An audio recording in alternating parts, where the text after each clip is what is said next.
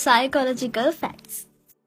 සාමාන්‍යයෙන් පිරිමෑට වඩා නෙමෙයි ගැහැණුවට වඩා ඉක්මනට පිරිමෑයට අනිත් කෙනා ගැන ආදරයක් ඇති වෙනවලු.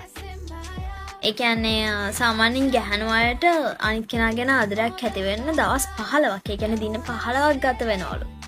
හැබැයි පිරිමෑයට යන්නේ තප්පර 8ක් විතරයිලු.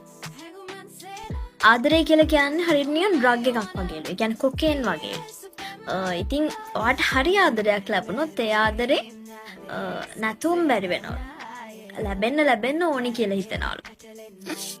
සාමාන්‍යයෙන් ඔයාගේ දුකකදී ඔයාගේ ප්‍රශ්නකදී ඔයත් එක්ක ළඟින්ම ඉඳගෙන ඔයා කියන දේවල් අහගෙන ඔයත් එක්කම අඬන කෙනෙක් ඉන්නවා නම් සමහරට ඔයාගේ BF වෙන්න පුළුවන්, සමහරට ඔයාගේ GF වෙන්න පුළුවන්, ගර්ල්ෆ්‍රෙන්ඩ් වෙන්න පුළුවන්, බොයිෆ්‍රෙන්ඩ් වෙන්න පුළුවන්, නැත්නම් ඔයාගේ හොඳම යාළුවා වෙන්නත් පුළුවන්.